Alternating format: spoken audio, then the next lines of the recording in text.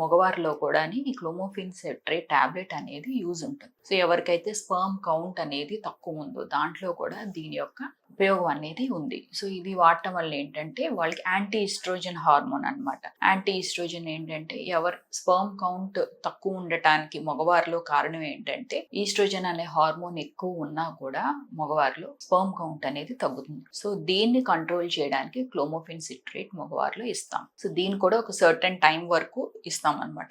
తీసుకోవడం వల్ల ఏంటంటే వాళ్ళకి స్పర్మ్ కౌంట్ అనేది పెరుగుతుంది. సో ఇలాగా దీని యొక్క యూజెస్ బోత్ మగవారిలోనే ఉంది, అలాగే ఆడవారిలోనే ఉంది. కానీ ఇదేంటంటే డాక్టర్స్ యొక్క పర్యవేక్షణలో తీసుకోవాలి. ఎందుకంటే దీనికి మానిటరింగ్ అనేది చాలా ఇంపార్టెంట్ అనమాట. మానిటరింగ్ చేసుకుంటూ వాడితే దీనివల్ల ఉపయోగాలు ఉన్నాయి. అలాగే క్లోమోఫిన్ సిట్రేట్ అనేది న్యాచురల్ ప్రెగ్నెన్సీలోనే కాదండి, మనం ఒక్కొక్కసారి న్యాచురల్గా టాబ్లెట్స్ ద్వారా అవ్వకపోతే IUIలోని అలాగే IVFలో కూడా యూజ్ చేసుకోవచ్చు.